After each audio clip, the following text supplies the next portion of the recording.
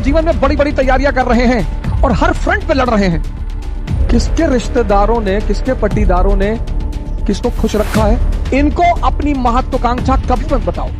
अगर तुम योग्य हो ये तुमसे चलेंगे। कृष्ण को देखो, बलराम मजाक उड़ाते, सगे भाई हैं। जीवन में तुम्हारी योग्यता तुम्हारी सबसे बड़ी दुश्मन होगी, उसको छिपाना है। जब तुम अपनी महत्वाकांक्षा किसी को बताते हो और तुम योग्य होते हो तो जलन पैदा होती है। ये मानवीय प्रवृत्ति, ऐसा नहीं हमारे में होती, तुम्हारे में होती, सब में होती है। समझदार जो लोग हैं, सारा राज समझदारी का है, इसलिए तो राम जंगल जा रहे हैं, तैयारी करनी है।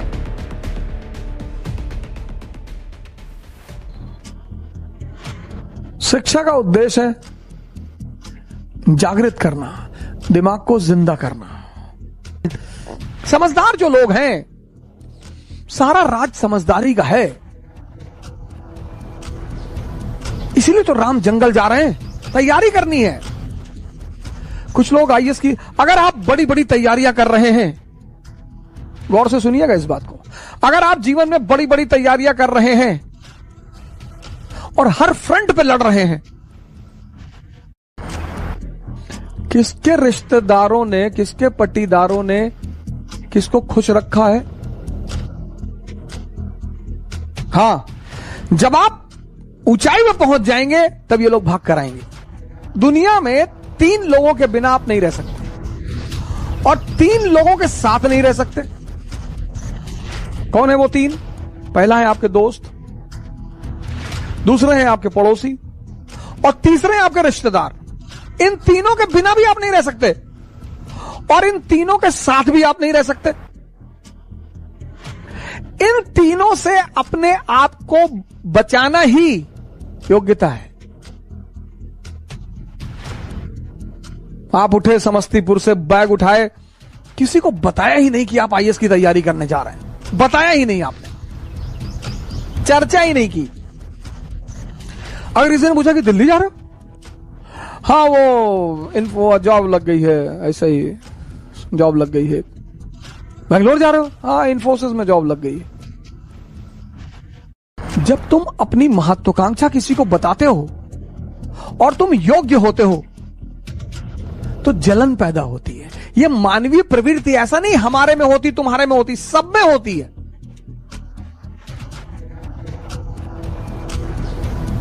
सब में।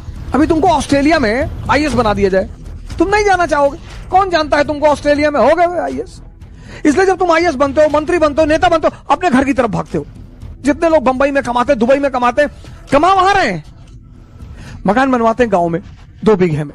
हाँ, बड़ा मकान, बड़ी बड़ी दीवारें और करीब 1 बीघे में मकान और ट्रैक्टर खड़ा हुआ है। क्यों? क्योंकि वो जो पट्टीदार हैं आपके, वो डेली उस मकान से गुजरेंगे और डेली मरेंगे। उसका मजा है सर। दूसरे को क्या दिखाना सर। अब आप गोरखपुर से गए, सेटल हो गए बंबई में, कौन जानता है आपको बंबई में। लेकिन बैजूडीहा गांव के आप रहने वाले, वहीं के लोगों ने आपको गाली दी है बचपन में, चुनौतियां दी हैं, आपको ताना मारा है कि कुछ नहीं कर पाओगे, तो आपने 3 बीघे में मकान बनवाया गांव में। कोई नहीं रहता, कोई रहता ही नहीं, इतना बड़ा ताला लटका है। लेकिन पूरा गांव जब उस मकान से सामने से गुजरेगा तो डेली मरेगा कि बहुत पैसा शुक्लवा कमाए, तस्करी उस्करी करता होगा। दुनिया में तुम 3 लोगों के बिना नहीं जी सकते और तुम 3 लोगों के साथ नहीं जी सकते। इनको अपनी महत्वाकांक्षा कभी मत बताओ।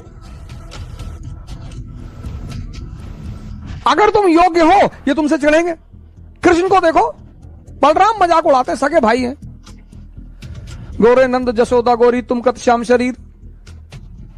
तुम्हारी मां भी गोरी, तुम्हारे पापा भी गोरे, तुम काले हो, तुम इनके बेटे हो ही नहीं।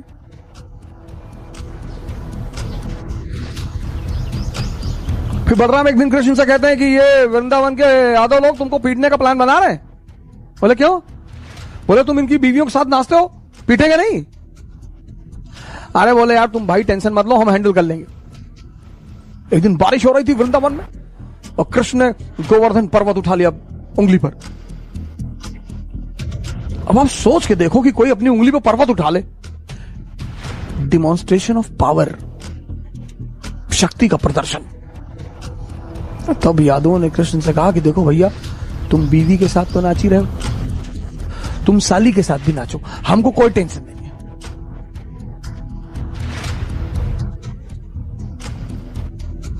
जीवन में तुम्हारी योग्यता तुम्हारी सबसे बड़ी दुश्मन होगी, उसको छिपाना है। 98% लाना योग्यता नहीं है। वो सेल टैक्स कमिश्नर थे लखनऊ में, सुसाइड कर लिया, 2-3 दिन पहले की बात है।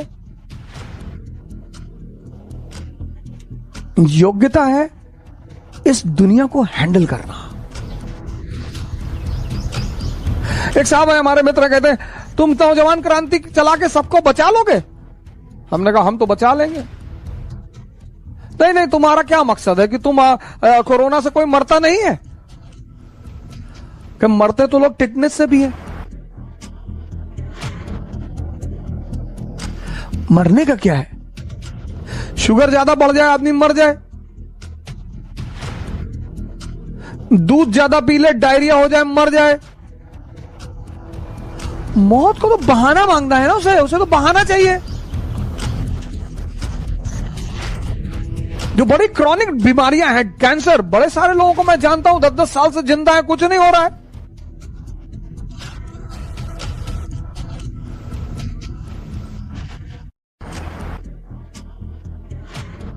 मैच्योर जो लोग हैं ना, मैच्योर, वो दो फ्रंट पर कभी नहीं लड़ते। इसलिए जितने हमारे युवा भाई हैं, जब भी आप बाहर निकले, तैयारी करने के लिए निकले, पढ़ने के लिए निकले, बाकी सारे दरवाजे बंद कर दें, सन्यासी हो जाए। यह है सन्यास का मतलब। सन्यास का मतलब ये नहीं गेरुआ पहन लिए हरिद्वार भाग गए, वो भगोड़े हैं, वो भगोड़े हैं। सन्यासी बन जाइए, दिल्ली आइए, इलाहाबाद आइए, बैंगलोर आइए, हैदराबाद आइए, सन्यासी बन जाइए। कोई आपसे कह रहा कि दिमाग खराब है तुम्हारा, आईएएस कभी नहीं बनेगा तू। जी भैया, हम तो भैया ऐसे ही चले आए भैया, हम तो एनसीईआरटी पढ़ने चले आए भैया, हम थोड़ी आईएएस बनेंगे भैया। और जिस दिन आईएएस बन जाओ उसी आदमी को पहले बुलाओ तो क्या हाल है तुम्हारा, क्या कह रहे थे तुम? अरे भैया हम तो ऐसे ही कह रहे थे भैया, हमारी तो अम्मा कहती हमारी शक्ल कुत्ते जैसी। बिल्कुल सही कहती तुम्हारी अम्मा। इस दुनिया में मजा क्या है सर? विरोध का होना, विरोध विरोध। जितना तुम्हारा विरोध होगा उतने तुम्हारे उभरने की संभावना बढ़ जाएगी। विरोध मुर्दे का नहीं होता सर, चाहे जितना बड़ा अपराधी हो, जब मरता है ना तो दुखी होते हैं लोग। तुम्हें पता करना है कि तुम जिंदा हो कि नहीं। अगर तुम जिंदा हो तो लोग तुम पर हंसेंगे, अगर तुम जिंदा हो तो लोग तुम्हारा विरोध करेंगे। ये सब जिंदा होने की निशानियां हैं सर। गलत जो भी है सर उसका विरोध करिए, लेकिन समय पे करिए। समय का सिद्धांत अगर आपको नहीं पता है ना, अब कृष्ण अगर जेल से निकल सकते हैं पैदा होते ही, और कंस के राक्षसों से लड़ सकते हैं, तो पैदा होते ही अपने मां बाप को भी तो निकाल सकते हैं। नहीं निकाला। समय का सिद्धांत पता है सर। हमारे बहुत सारे भाई बहन हैं जो समय से पहले लड़ना चाहते हैं। नहीं सर,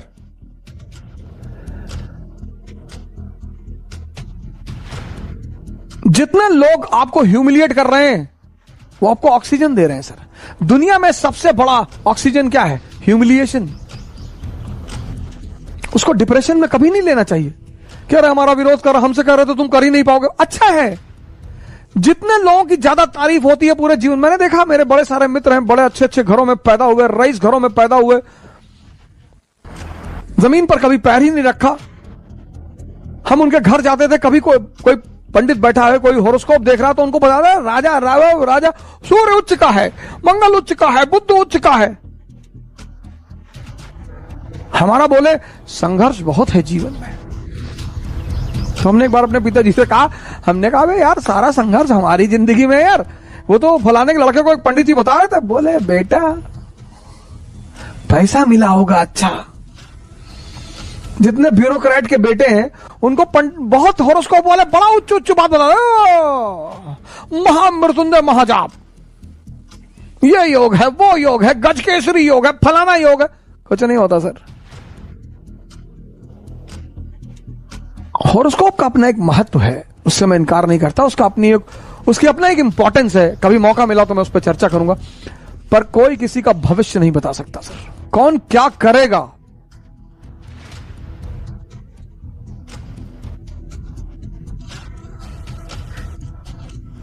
राम को तो पता ही नहीं कि उनकी पत्नी को उठाया जाने वाला है। ये इस धरती का नियम है सर। यहां भगवान भी पैदा होगा तो उसको अगले पल का पता नहीं होगा, लेकिन भगवान क्या करेगा, वो प्रेजेंट में जिएगा, अगला पल अपने आप अच्छा हो जाएगा। इंसान क्या करेगा, वो पिछले पल की सोचेगा या आने वाले पल से डरा रहेगा। इसलिए जिसका प्रेजेंट अच्छा नहीं होता उसका फ्यूचर कभी अच्छा नहीं होता। तुम्हारा अगर प्रेजेंट अच्छा है, इसलिए तुम देखो क्या वर्ड है प्रेजेंट। प्रेजेंट मतलब तोहफा।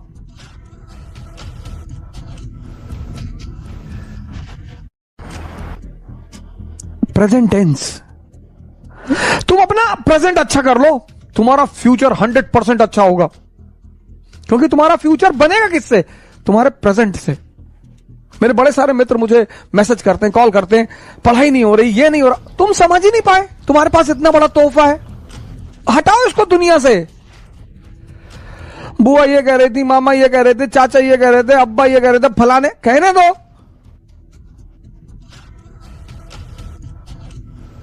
तुम्हें एक बार संन्यास लेना पड़ेगा। राम को लेना पड़ा, मोहम्मद को लेना पड़ा, जीसस को लेना पड़ा, बुद्ध को लेना पड़ा, महावीर को लेना पड़ा, जनक को लेना पड़ा, कृष्ण को, तुमको भी लेना पड़ेगा अगर तुम महान बनने का सपना देखते हो तो। अगर तुम्हें नौकरी की तलाश है, तुम अगर सिर्फ नौकर बनना चाहते हो कि ना भैया एक नौकरी हमको मिल जाए भैया, हम शादी कर ले भैया, हमको जो है बस एक बीवी मिल जाए और पिंटू चिंटू मिल जाए भैया, और हम 2 BHK फ्लैट, हम ज्यादा नहीं सोचते भैया। हमारे एक मित्र हैं, हमसे कहते हैं कि हमें हवस नहीं है पैसे की, हम पैसा नहीं कमाना चाहते। हम कहते तुम कमा भी नहीं पाओगे। इस दुनिया में हम सब योग्य हैं। कल मैंने आपसे एक बात कही, पता नहीं आपने ध्यान दिया कि नहीं दिया। कल मैंने आपसे एक बात कही कि इस दुनिया में सभी योग्य हैं। कोई अर्जुन है, कोई कर्ण है, और आमतौर पर ऐसा देखा गया है कि जिसको दुनिया बहुत योग्य मानती है, ये देखिए, वो असफल है जीवन में। ये बात लोगों को बड़ी परेशान करती है, बहुत हैरान करती है कि ऐसा क्यों है यार, कि एवरेज क्षमता का आदमी, अब कर्ण के सामने अर्जुन 99.2%, 10+2 90%, 99.2%, सॉरी 99.2%, 10+2 90%, और ये आदमी जीत रहा है। ये बात आपको आश्चर्यचकित नहीं करती? और ये यही नहीं है कहानी में, ये जीवन में भी है।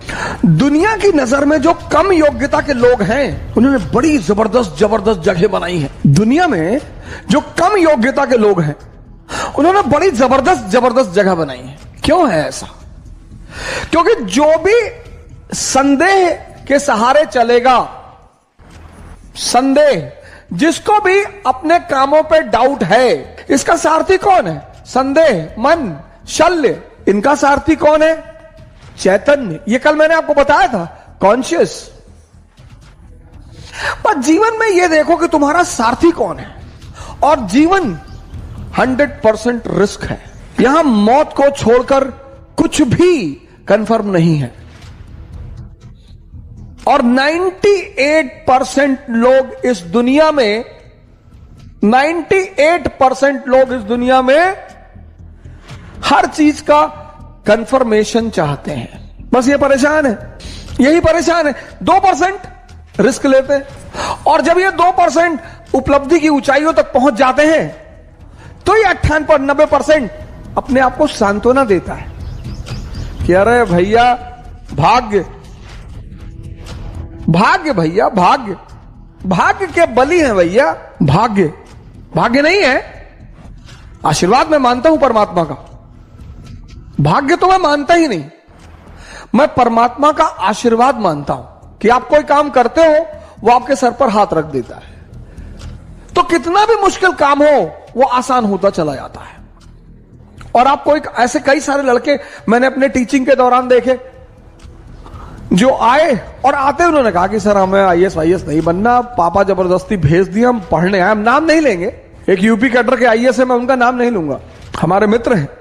उन्होंने हमसे यही कहा था कि सर पापा जबरदस्ती भेज दिए, हम हाईकोर्ट में प्रैक्टिस करना चाहते थे और जब हमारा पढ़ने वढ़ने मन नहीं लगता है। हमने कहा बहुत जबरदस्त यार, बहुत बढ़िया, शाबाश, वेरी गुड।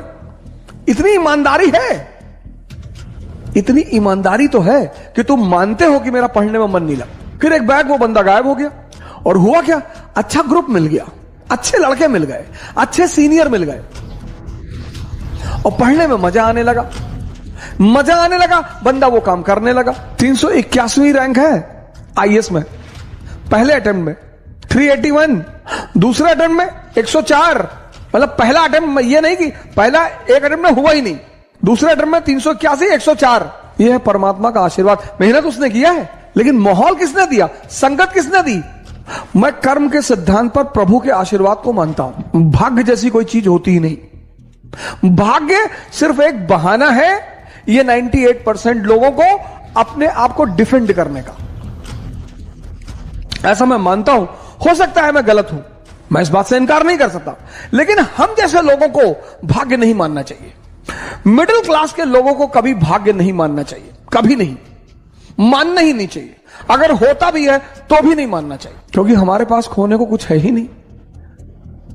हमारे पास क्या था, हमारे पिताजी डाक खाने के बाबू थे, हम 2 कमरे के मकान में रहते थे, हमारे पास खोने को ही क्या था। लेकिन हमारे पास पाने को पूरी दुनिया थी। दुनिया में लड़ो जरूर, युद्ध करो युद्ध, लेकिन जब भी लड़ो अपने से बहुत बड़े आदमी से लड़ो। भिखमंगों से कुछ लोग सबसे लड़ते रहते हैं, रिक्शे वाले से लड़ गए, ऑटो वाले से लड़ गए, टेम्पो वाले से लड़, जानते नहीं हो कौन हो भैया, पृथ्वीराज चौहान के खानदान के हो? नहीं, अरे रिक्शा वाला लड़ने की चीज है। मुखर्जी नगर में एक बार मेरा कॉलर पकड़ के उतार दिया रिक्शा वाला। मेरे साथ मेरे मित्र थे बस्ती के प्रेम सुधाकर पांडे, वो कूद पड़े रिक्शे वाले पर। मैंने कहा बुजुर्ग सा रिक्शे वाला था, मैं फोन पे बात कर रहा था, मेरी पिच वैसे भी थोड़ी सी तेज है, तो एक बार वो मुझे टोक चुका था कि भैया धीरे बोलिए, टेंशन हो रहा, डिस्टर्ब हो रहा है रिक्शा चलाने में। हमने कहा अच्छा भैया, फिर मैं भूल गया, फिर मेरी पिच आई हो गई। वो उतरा, उसने मेरा कॉलर पकड़ा, अरे मैंने कहा भाई, पांडे जी कूद गए। मैंने कहा अरे जीवन में लड़ना है, हर आदमी से नहीं लड़ना है। जीवन में लड़ना है, हर आदमी से नहीं। जितने लोग हर आदमी से लड़ते हैं वो भिखमंगे हैं। फेसबुक पे तो कभी कभी मैं देखता हूं लड़ाई होते हुए, अरे बाप, पर्सनल हो जाते लोग, गाली देने लगते हैं। लोग राम के लिए लड़ रहे हैं, अल्लाह के लिए लड़ रहे हैं, अपने अब्बा के लिए ना लड़ेंगे। हो सकता है उनके अब्बा 4 घंटे से पानी मांग रहे हो, उसके लिए कोई ना जाएगा। हो सकता है पिताजी सुबह से कह रहे हो कि बेटा बाहर जाके मेरी दवा लिया, वहां ना जाएंगे। राम के लिए लड़ रहे, राम के लिए। अरे राम खुद ही बाहुबली अपने लिए लड़ लेंगे, तू क्या लड़ेगा? अल्लाह के लिए तुम लड़ोगे? खड़े हो नहीं पा रहे हो, हवा चल रही है तो हिल रहे हो, अल्लाह के लिए लड़ोगे? पहले अपने लिए लड़ो, खुद के लिए लड़ो। हमेशा उस आदमी से जिससे लड़ने पर 1000 करोड़ का फायदा हो रहा है। बड़ी चीजों के लिए नहीं लड़ोगे ना तो जिंदगी छोटी छोटी चीजों से लड़ा के मार डालेगी। लड़ाई नहीं हो खत्म होगी जिंदगी में सर। बड़ी चीजों के लिए नहीं लड़ोगे तो जिंदगी छोटी छोटी चीजों के लिए लड़ाकर मार डालेगी। हवाई जहाज में बैठना एक सपना हो जाएगा, अमेरिका जाना एक सपना हो जाएगा, नाइक का एयर मैक्स पहनना एक सपना हो जाएगा। लड़ाई तो होगी ही सर, लड़ना तो है सर। जिस दिन लड़ना छोड़ दोगे ना, शरीर से भले ही जिंदा रहो, मर चुके होगे। खाना पीना और शौच करना ये जीना नहीं है, लड़ाई चलती रहना चाहिए। हमसे बड़े सारे लोग कहते हैं कि क्यों इतना टेंशन लेते रहते हो, नई नई चीज करते रहते हो, क्या चाहिए? क्यों बता दें क्या चाहिए? तुम सब धन्यभागी हो भाई। आप में से बहुत सारे लोग आईआईटी में हैं, लॉयर हैं, फिर आईएएस की तैयारी शुरू कर देते हैं। आप योद्धा हैं, 10 साल नौकरी करिए, रिजाइन कर दीजिए। 10 साल नौकरी करिए, रिजाइन कर दीजिए। अब अगर देश को बचाना है तो इस देश के ब्यूरोक्रेटों को आगे आना पड़ेगा, वो भी युवा अन्नामलाई जैसे लोगों को आगे आना पड़ेगा।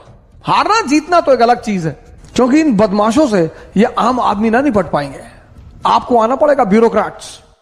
5 साल नौकरी करो, 10 साल नौकरी करो, रिजाइन कर दो, एक इलाका चुन लो, इलेक्शन लड़ो, और जिस दिन 350-400 ब्यूरोक्रेट भारत के पार्लियामेंट में पहुंच गए, सुपर पावर सर।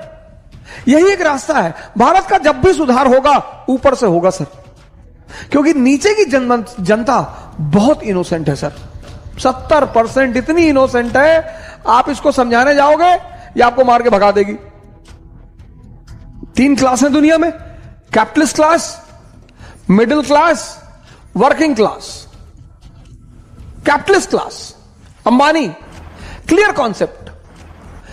ऊंचाई पर वही व्यक्ति है जिसके कॉन्सेप्ट क्लियर है, बस कोई धर्म वर्म की कोई भूमिका नहीं है। जिसके भी कॉन्सेप्ट क्लियर हैं वो अपनी क्षेत्र की ऊंचाई पर है। वो चाहे धर्म का कॉन्सेप्ट हो, चाहे समाज का कॉन्सेप्ट हो, कॉन्सेप्ट क्लियर होना चाहिए। मिडिल क्लास, इसके मिक्स्ड कॉन्सेप्ट है, मिक्स्ड। इससे पूछो शराब पीते हो? नहीं नहीं भैया, नहीं नहीं, ऐसे ही पूछ रहे थे। वो अमेरिका से हमारा एक दोस्त आया था, तो एक लाया था रॉयल एब्सोल्यूट, 40,000 की बोतल आती है। नहीं भैया, कभी कभी पी लेते हैं, होली होली में जैसे कहीं ऐसे कोई बात हो भैया, तो एक आध पैक तो पी लेते हैं भैया, एक आध। नॉनवेज खाते हो? नहीं भैया, अंडा खा लेते हैं कभी कभी, और नॉनवेज तो नहीं खाते भैया। वो जो नॉनवेज का वो होता है, जूस होता है भैया, उसको खा सकते हैं भैया, गोश्त नहीं खाएंगे। ये है मिडिल क्लास।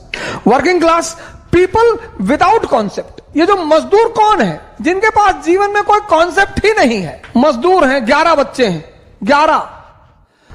पूछो 11 बच्चे तुमको? 11 बच्चे कैसे हो गए? भैया ये भगवान के बच्चे हैं। अच्छा, तुम्हारा नाम भगवान है? नहीं नहीं भैया। अच्छा, पड़ोसी का नाम भगवान होगा? अरे भैया कैसी बातें कर रहे हैं? अबे तो कौन भगवान? अरे भैया भगवान ये ऊपर, वो नीचे आया है। दुनिया में हर वो आदमी मजदूर है जिसके अपने जीवन के कॉन्सेप्ट स्पष्ट नहीं है। सिंपल सिद्धांत है। दुनिया में हर वो आदमी महान है जिसके अपने जीवन के कॉन्सेप्ट क्लियर है। ये करना है मतलब करना है, क्योंकि आप बाहर निकलोगे, जितने लोगों से बात करोगे उतना कंफ्यूज होते चले जाओगे। हमें जब पहली गाड़ी लेनी थी तो हमारी श्रीमती जी बात करने लगी कि यार वैगनार लेने, Wagon R is a middle class car and Wagon R you don't get the feeling of a car. इन्होंने कहा यार वैगनार नहीं लेंगे। हमने कहा ठीक है वैगनार मत लो, दूसरी कोई गाड़ी ले लो। फिर उन्होंने बात किया तो बोली हुंडई लेंगे। हमने कहा हुंडई ले लो। फिर उन्होंने कहा कि नहीं हुंडई में यार मेंटेनेंस बहुत है और एवरेज बहुत कम है। हमने कहा तो छोड़ो, फिर कोई और गाड़ी देख लो। सर 5 महीना ये ड्रामा चलता रहा, गाड़ी आई ही नहीं, चूंकि लेना ही नहीं की मर्जी से था। फिर मैंने एक दिन इनसे कहा, मैंने कहा चल गाड़ी लेते हैं, चल। कौन सी गाड़ी? मैंने कहा चुप, कुछ बोलियो मत, चल। महिंद्रा के शोरूम पहुंचे सर, कॉन्सेप्ट महिंद्रा नोएडा में। मैंने कहा भैया स्कॉर्पियो लेनी है टॉप मॉडल। कहा सर मैं आपको स्कीम, मैंने कहा कोई स्कीम मत बता, सीधे बता कितना पैसा देना है, बस खत्म, चेक काट के देता हूं, शाम तक गाड़ी घर पे चाहिए। कहा स्कीम तो पूछ लिए। मैं कहा पूछना ही नहीं, जिंदगी में छोटी छोटी चीजों के लिए किसी से क्या पूछना। कपड़ा खरीदने जा रहे हैं 4 लोग को लेके जा रहे हैं, लड़की देखने जा रहे हैं 5 लोग को लेके जा रहे हैं। अब 5 लोगों में से एक ने किसी ने कह दिया बाल छोटा है लड़की का, तो बाल में कहां घुसे जा रहे हो? बाल एक्सटेंड करवा लेंगे, बड़ा करवा लेंगे। 5 लोगों को लेकर लड़की देखने जाओगे, तुम्हारी शादी कभी होगी ही नहीं। और लड़की देखने जाना मत, और जब भी लड़की देखने जाओ तो शीशा भी लेकर जाओ। एक बार लड़की को देखो, एक बार अपना भी शीशा चेहरे में देखो। हिंदुस्तान में लोग लड़की देखने जाते हैं, इतनी औकात है तुम्हारी, लड़की देखने जाओगे। और जब भी किसी लड़की को देखने जाओ तो शीशा भी ले जाओ जेब में। और जब किसी लड़की के बाप से दहेज मांगो तो यहां मत्थे पे लिख के जाओ, अपने मत्थे पर, अपने पापा के मत्थे पे, कि हम भिख मंगे, हमारे अब्बा भिख मंगे। लड़की वाले तो देना ही चाहते हैं, उनसे क्या मांगना, लड़की तो दे ही रहे हैं सर।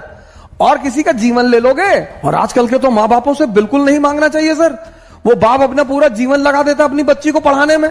और लड़कियों से मैं कहूंगा कि अगर तुम दहेज प्रथा को खत्म करना चाहती हो तो जमकर पढ़ो, सिलेक्शन लो, तुम दहेज लो, बेरोजगार लड़कों से शादी करो, हाउस हस्बैंड का कॉन्सेप्ट शुरू करो। ये कितना क्या चाहिए इनको? लड़कों को एक पैकेट बड़ी गोल्ड फ्लेक बस महीने में दे दो 5,000 10,000 रुपए। ये ले इधर आ, ये ले है नहीं मालकिन नहीं, हाँ ये ले 5,000 रख ले, गोल्ड फ्लेक मंगा लेना, आराम से रहियो, बच्चे को स्कूल छोड़ दिया करो कायदे से। ये मैं लड़कियों से रिक्वेस्ट करता हूं, इतना पढ़ो, जान लगा दो। तुम्हारी शक्ति ही तुम्हारी सामाजिक स्थिति को बदल सकता है। कानून कभी नहीं बदलेगा इस देश में। कानून का सहारा मत लो, अपना सहारा लो। और दुनिया में सबसे ताकतवर चीज कौन? पैसा।